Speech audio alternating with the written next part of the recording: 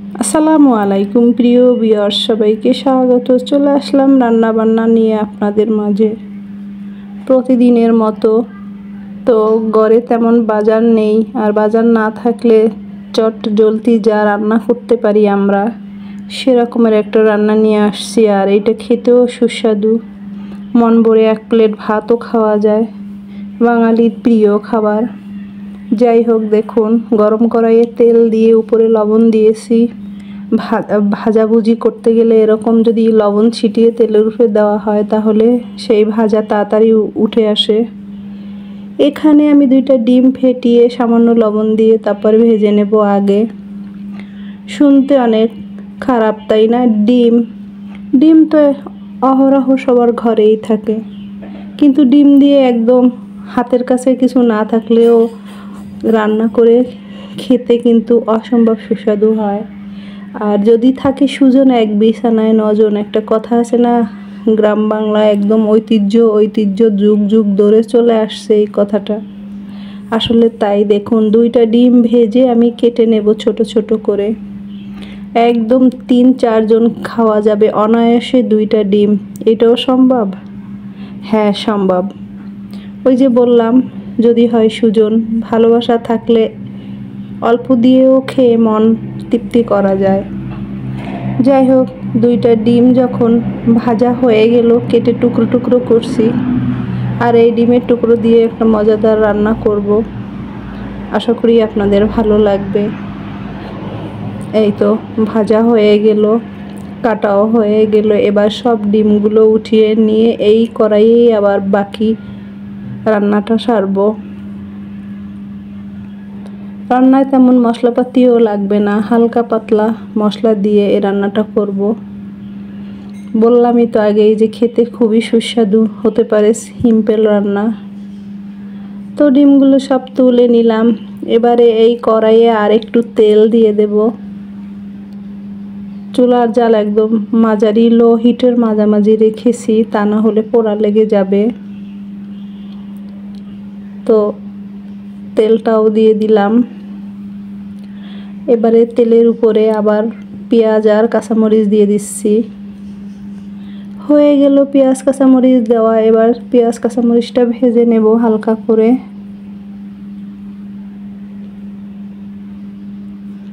পেঁয়াজটাও ভাজা হয়ে গেছে, এই দেখুন। এবারে এর ভিতরে দিয়ে দেব আলু ছোট ছোট করে কেটে ধুয়ে ফ্রেশ করে রেখেছি। এবারে পেঁয়াজের সঙ্গে আলুটাও ভেজে নেব। আর আলু তো পানসের তরকারি হালকা করে ভেজে রান্না করলেই খেতে বেশি সুস্বাদু হয়। এবার দেখে অবশ্যই বুঝে গেছেন আলু দিয়ে ডিম দিয়ে গা মাখা একটা ঝোল রান্না করছি। চট করে রান্না করে খাওয়া যায় এরকম অবস্থার একটা তরকারি, হাতের কাছে যা আছে তাই দিয়ে হয়ে যায়।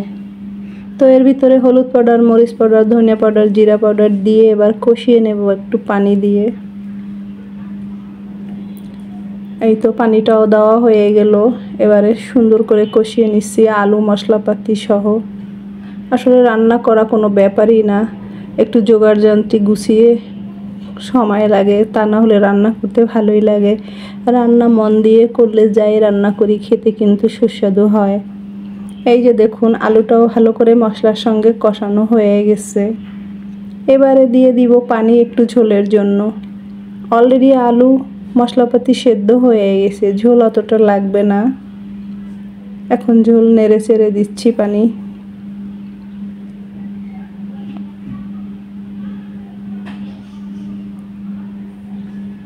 তো এর উপরে ভেজে রাখা ডিমগুলো দিয়ে দেব সব। ডিম দিয়ে এরকম কে কে খেতে পছন্দ করেন জানি না।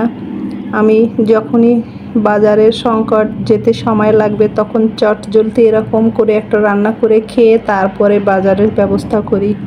কারণ হঠাৎ করে সব সময় যাওয়া হয় না, ঘর থেকে বের হয়ে আনা গুছায়া রান্নার সময় লাগে। তো যদি এরকমের হঠাৎ করে রান্না করার দরকার পড়ে, করে নিয়ে খেয়ে দেখবেন ভালো লাগবে। আলু ডিম তো সবার প্রিয়, এইটা কারো অপ্রিয় নয়, বাংলাদেশের কারো নয়। তারপরে বাহিরের তো রাষ্ট্রগুলো বাদই দিলাম। আলু ডিম প্রতিটা বাঙালির প্রিয় খাবার। দেখুন জাল পেয়ে ঝোল ফুটে আসছে। এবার ধনিয়া পাতা দিয়ে 1-2 মিনিট আরও জাল দিয়ে নেব, একটু গামাখা ঝোলটা থাকবে। তো ধনিয়া পাতাটা আগে দেওয়ার কারণ এইটা ভেজা, গরম তো পড়ছে, তো ভেজা ধনিয়া পাতা দিয়ে উঠিয়ে নিলে সে তরকারি একটু পরে আলাদা একটা নষ্ট হওয়ার ভাব থাকে, সেইটা যদি জাল পায় তাহলে আর থাকবে না। এই দেখুন জাল পেয়ে গেছে, চুলার কাঁচা ভাব ধনিয়া পাতারও সরে গেছে, ঝোলটাও গায়ে গায়ে চলে আসছে। এবারে অল্প করে লবণ দিয়ে দেব, কারণ ভাজার সময় তেলের উপরে লবণ ছিটিয়ে দিয়েছি আর দেওয়া হয় না, এবারে ঠিকঠাক লবণ হবে এইটা দেওয়াতে। তো জাল পেয়ে আর 1-1.5 মিনিট পরে নামিয়ে নেব। নামিয়ে একদম গরম গরম ভাতের সঙ্গে খেয়ে নেব আজকের মুখরোচক আলু দিয়ে ডিমের গায়ে মাখা ঝোল। প্রিয় ভিউয়ার্স, আপনাদের কেমন লাগে এরকম রান্না খাওয়া দাওয়া আমাদের গ্রাম বাংলার? কমেন্টস করে জানাবেন কেমন। দেখুন আমার ছোট ছেলেও আমার পাশে ঘুরঘুর করছে খাওয়ার জন্য। এইসব খাবার তোকে আর দেওয়া যাবে না। খুব হাসি খুশি পরিবারের সবাইকে নিয়ে খেতেছি, আমি কিন্তু একা খাই না। তো ভালো থাকবেন, সুস্থ থাকবেন, নিরাপদে থাকবেন। আজকের মতো বিদায় নিচ্ছি, আল্লাহ হাফেজ।